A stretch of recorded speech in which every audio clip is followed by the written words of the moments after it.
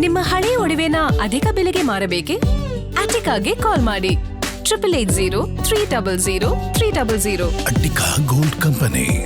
ಸಂಜೆ 4 ಗಂಟೆಗೆ ಕಾಂಗ್ರೆಸ್ ಶಾಸಕಾಂಗ ಪಕ್ಷದ ಸಭೆ ಈಗ ನಿಗದಿಯಾಗಿರೋದು. ದೆಹಲಿಗೆ ಹೋಗಿದ್ದಂತ ಶಾಸಕರು ಬೆಂಗಳೂರಿಗೆ ವಾಪಸ್ ಆಗಿದ್ದಾರೆ. ಕಾರಣ ಎಲ್ಲರೂ ಕೂಡ ಸಿಎಲ್ಪಿ ಮೀಟಿಂಗ್ ನಲ್ಲಿ ಭಾಗಿಯಾಗಬೇಕಿದೆ.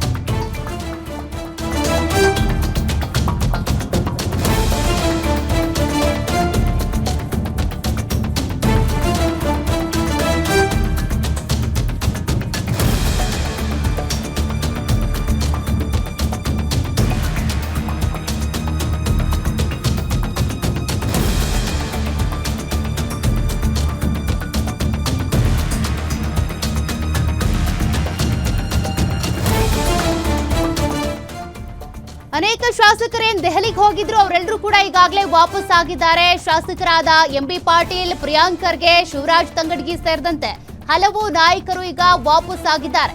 ಕೆಂಪೇಗೌಡ ಏರ್ಪೋರ್ಟ್ನಿಂದ ಬೆಂಗಳೂರಿನತ್ತ ಶಾಸಕರು ಬರ್ತಿರೋದು, ಕೆಲವರು ಬಂದಿದ್ದಾರೆ. ಸಂಜೆ 4 ಗಂಟೆಗೆ ಸಿಎಲ್ಪಿ ಸಭೆಯಲ್ಲಿ ಶಾಸಕರೆಲ್ಲರೂ ಕೂಡ ಭಾಗಿಯಾಗಬೇಕು. ಕಾರಣ ಶಾಸಕಾಂಗ ಪಕ್ಷದ ನಾಯಕನನ್ನ ಆಯ್ಕೆ ಮಾಡುವಂತ ಪ್ರಕ್ರಿಯೆ. ಆ ಪ್ರಕ್ರಿಯೆಯಲ್ಲಿ ಎಲ್ಲರೂ ಕೂಡ ಹಾಜರಿರಬೇಕು. ಈಗಾಗಲೇ ಎಲ್ರಿಗೂ ಸೂಚನೆ ಕೂಡ ಹೋಗಿತ್ತು, ಎಲ್ಲಾ ಶಾಸಕರು ಬೆಂಗಳೂರಿನಲ್ಲೇ ಇರಿ, 4 ಗಂಟೆಗೆ ಸಭೆಯಲ್ಲಿ ಭಾಗಿಯಾಗಿ ಅಂತ. ಭೇಟಿಯಾಗಿ ಎಐಸಿಸಿ ಅಧ್ಯಕ್ಷರನ್ನ ಅವ್ರನ್ನೆಲ್ಲ ಭೇಟಿಯಾಗಿ ಬಂದಿದ್ದೀವಿ ಅಷ್ಟೇ. ನಮ್ಮ ಅಭಿಪ್ರಾಯಗಳನ್ನ ಹೇಳಿದ್ದೀವಿ ಅಷ್ಟೇ. CLP ಇದೆ ಈಗ 4 ಗಂಟೆಗೆ. ಅದು ಯಾವುದನ್ನು ಕೂಡ ಚರ್ಚೆ ಆಗಿಲ್ಲ. DCM ಚರ್ಚೆ ಆಗಿಲ್ಲ. ಶಾಸಕಾಂಗ ಸಭೆಯ ನಾಯಕನನ್ನ ಆಯ್ಕೆ ಮಾಡ್ತಾರೆ. ಹೌದು, ಮಾಡ್ತಾರೆ. ಮುಂದಿನ ಒಂದು ಪ್ರಮಾಣ ವಚನ ಕಾರ್ಯಕ್ರಮ ಅದು ನೋಡೋಣ. ಹೈಕಮಾಂಡ್ ಅದು CLPದಲ್ಲಿ ಏನೆಲ್ಲ ನಿರ್ಣಯಗಳಾಗ್ತವೆ, ಯಾರನ್ನ CLPಯಲ್ಲಿ ಆಯ್ಕೆ ಮಾಡ್ತಾರೆ, ತದನಂತರ ಏನೆಲ್ಲ ಪ್ರಕ್ರಿಯೆಗಳು ಕಾಂಗ್ರೆಸ್ ಪಕ್ಷದ ವರಿಷ್ಠರು ಮಾಡ್ತಾರೆ. ಸರ್, ಈಗ ತಾವು ಕೂಡ ಹೈಕಮಾಂಡ್ ನಾಯಕರನ್ನ ಏನಾದರೂ ಭೇಟಿ ಆಗಿದ್ರೆ? ನಾನು ಬಂದು ದಿಲ್ಲಿಗೆ ಹೋಗಿದ್ದೆ, ಹೈಕಮಾಂಡ್ ನಾಯಕರನ್ನ ಭೇಟಿ ಆಗಿಲ್ಲ. ಅದರಲ್ಲಿ ಇದೆ.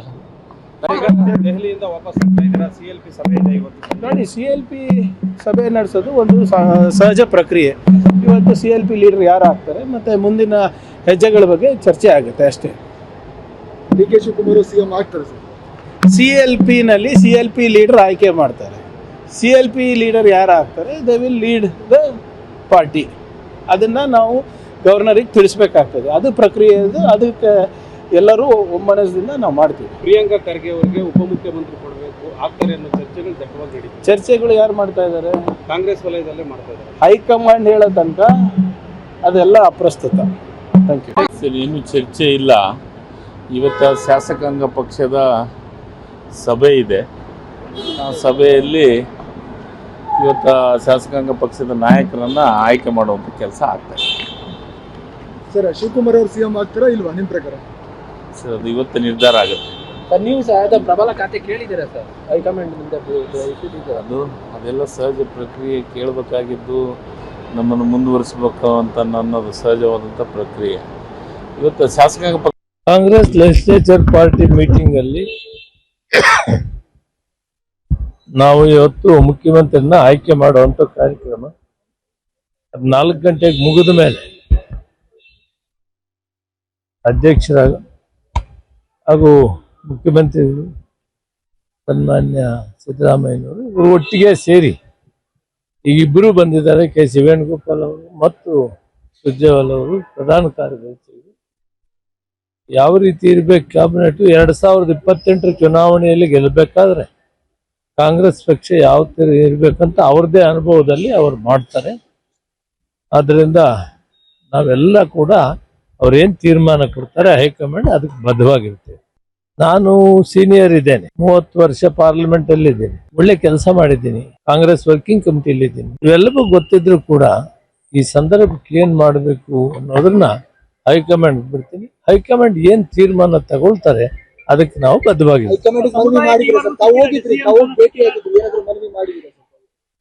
ಇಲ್ಲ, ನಾನು ಯಾವುದೂ ಕೇಳೋದಿಲ್ಲ. ಅವ್ರು ಏನ್ ಹೇಳ್ತಾರೆ ಅದನ್ನ ನಡ್ಕೊಳ್ಳೋಣ. ಪಕ್ಷ ಬಹಳ ದೊಡ್ಡದು. ಈ ಸಾರಿ ಈಗಿರುವಂತ ಪರಿಸ್ಥಿತಿಗಳಲ್ಲಿ ನಾವೆಲ್ಲ ಒಗ್ಗಟ್ಟಾಗಿದ್ದು 2028ಕ್ಕೆ ಕಾಂಗ್ರೆಸ್ ಪಕ್ಷ ಬರಬೇಕು ಮತ್ತು ನಮ್ಮ ಶಿವಕುಮಾರ್ ಅವರ ಕೈಯನ್ನು ಬಲಪಡಿಸಬೇಕು. ಆ ಕೆಲಸ ಮಾಡೋಣ. ಶೀಘ್ರದಲ್ಲೇ ಅಧ್ಯಕ್ಷರದ್ದು ಕೂಡ ಪೂರ್ತಿ ಆಗ್ತದೆ.